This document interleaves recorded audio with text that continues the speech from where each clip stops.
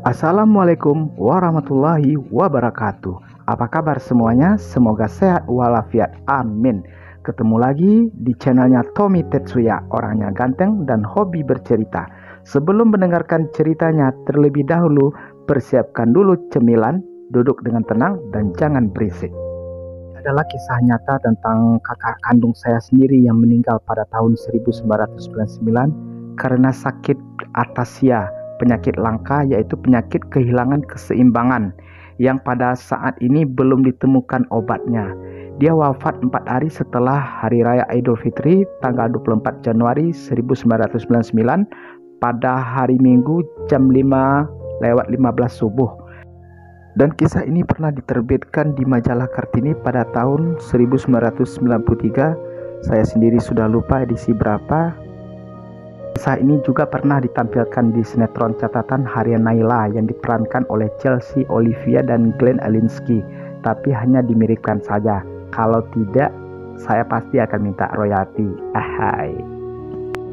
Pada saat saya menceritakan kisah ini, orang tua saya insya Allah masih dalam keadaan sehat walafiat. Mama saya bernama Arpita, sekarang berusia 73 tahun. Dan papa saya bernama Muhammad Rusdi, berusia 77 tahun. Insya Allah masih pada sehat keduanya, amin. Walau badannya sudah terlihat kurus karena dimakan usia. Oke sahabat semua, kita mulai lanjutkan kisah nyata ini. Aku tinggal di sebuah rumah kontrakan yang kecil. Pada saat itu, gaji seorang guru tidaklah sebesar sekarang. Ibuku saat itu adalah seorang ibu rumah tangga dan menjadi guru sekolah dasar saat aku berusia 8 tahun. Pada usiaku beranjak 7 tahun, yaitu tahun 1982, orang tuaku membangun rumah yang sederhana di pinggiran kota. Yang saat itu sangat sepi sekali. Rumah hanya satu-satu, jalanannya masih kerikil tajam, belum dialiri listrik dan air minum seperti saat ini. Dahulunya kami pergi sekolah dengan jalan kaki sejauh 3,5 km dari tempat tinggalku. Cukup jauh oleh anak seusia saya pada saat itu, karena angkutan umum belum ada di tempat tinggal kami pada saat itu. Pada saat malam tiba, terasa gelap gulita karena tidak ada penerangan lampu jalan. Sedangkan di dalam rumah, kami hanya diterangi oleh lampu petromak dan lilin. Di sana, orang tua kami buka usaha berternak ayam potong. Sedangkan pekerjanya adalah anak-anak dia sendiri, aku, adikku, dan kedua kakakku. Kami bangun jam 4 subuh setiap paginya untuk memberi makanan ayam dan minuman ayam.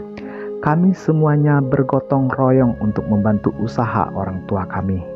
Di saat kakak perempuanku naik ke kelas 2 SMP dan aku masuk kelas 1 SMP, ada kelainan pada tubuh kakakku yang nomor 2 tersebut.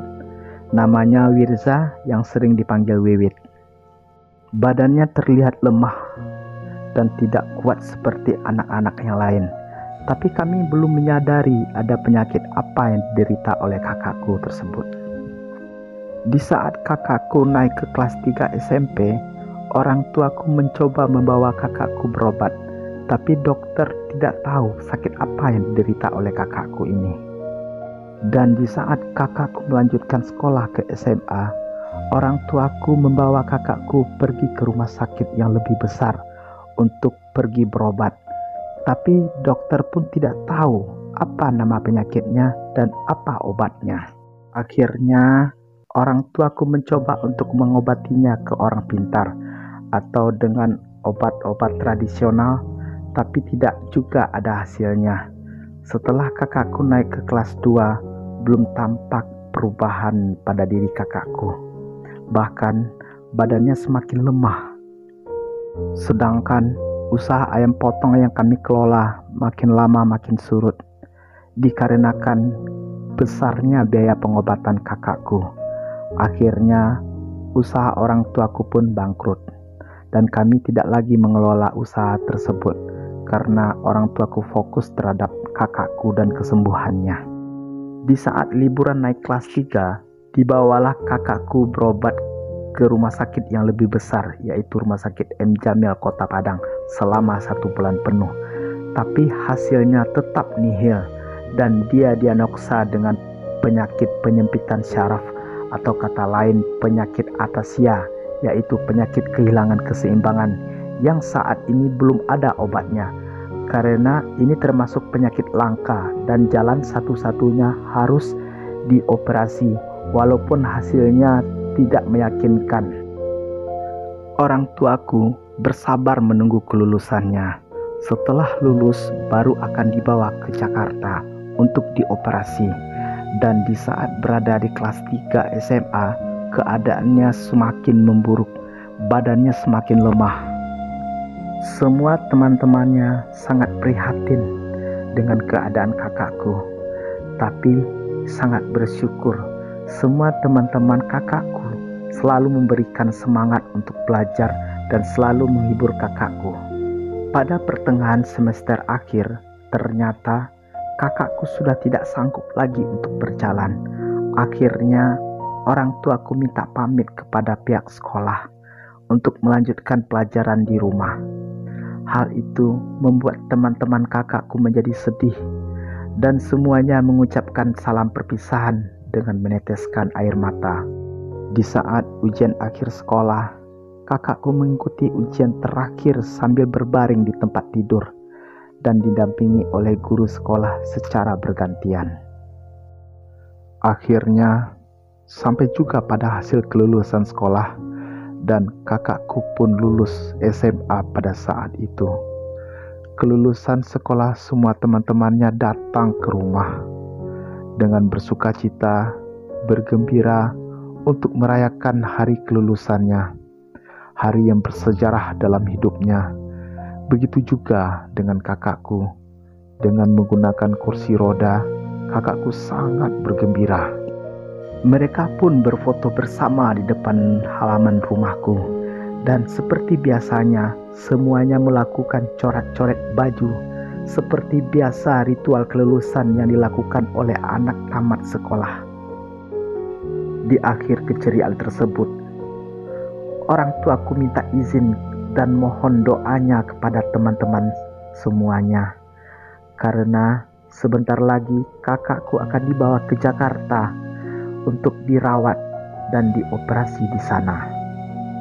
Semua teman-teman kakakku bersedih dan menangis memeluk kakakku. Kakakku terlihat menangis terseduh-seduh. Entah kapan lagi untuk bisa bertemu dengan teman-teman sekolahnya itu. Sebelum keberangkatan kakakku, aku diajari untuk bisa memasak dan melakukan pekerjaan rumah. Untuk bisa mandiri, karena orang tuaku tidak tahu kapan dia pulang. Akhirnya, tibalah saatnya aku mengantarkan kepergian orang tuaku dan kakakku ke bus antar kota. Sedangkan aku tidak pernah menyangka bahwa aku akan hidup bersama adikku tanpa kedua orang tuaku. Aku pun sangat sedih melepas kepergian kakakku dan kedua orang tuaku ke Jakarta pada tahun 1992.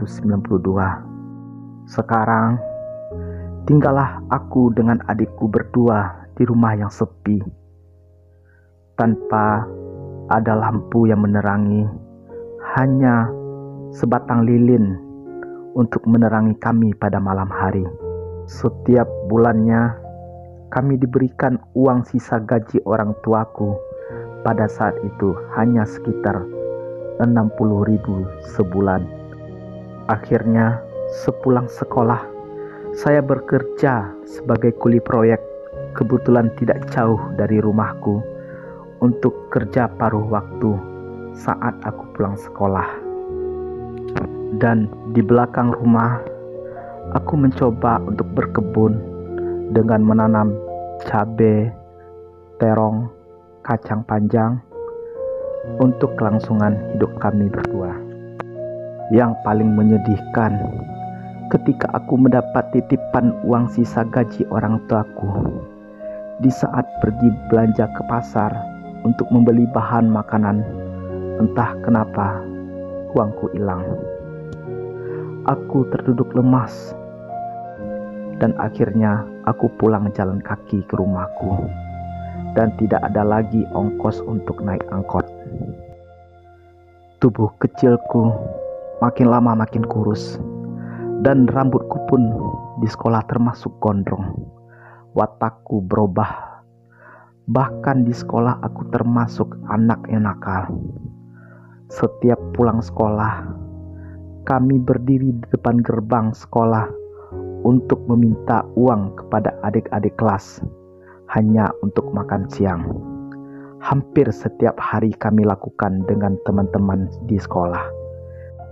Bahkan aku masih teringat dengan guruku yang mengajar geografi. Sampai-sampai aku tidak pernah diambil absen kehadiran oleh ibu guru tersebut. Di saat ujian tengah semester, aku pun ujian di kantor dan bukan di dalam kelas seperti teman-teman yang lain. Bahkan aku dicap sebagai anak calon tinggal sekolah atau calon yang tidak lulus sekolah. Akhirnya, setelah ujian sekolah, aku dipanggil oleh guru tersebut dan aku ceritakan semuanya mengapa aku bisa berbuat demikian. Aku ceritakan bahwa aku tinggal hanya berdua dengan adikku, sedangkan orang tuaku ke Jakarta untuk mengobati kakakku yang lumpuh. Kemudian, guruku pun menangis mendengar ceritaku. Orang tuaku memberi kabar kepadaku bahwa kakakku sudah dioperasi. Kakakku akan dilanjutkan pengobatannya ke Solo untuk terapi selama sebulan penuh. Setelah 1 bulan di Solo, akhirnya orang tuaku memberikan kabar bahwa sebentar lagi dia akan kembali pulang ke rumah. Aku pun sangat gembira sekali mendengar kabar tersebut, karena sudah terlalu lama kami ditinggalkan. Sesampai di rumah, kami pun sangat berbahagia bisa berkumpul kembali dengan kakak dan kedua orang tuaku. Setelah aku lulus sekolah, tibalah saatnya aku merantau ke Jakarta. Aku diterima di salah satu perusahaan otomotif ternama di sana. Setahun kemudian, adikku pun menyusul ke Jakarta. Setelah 2 tahun merantau di Jakarta,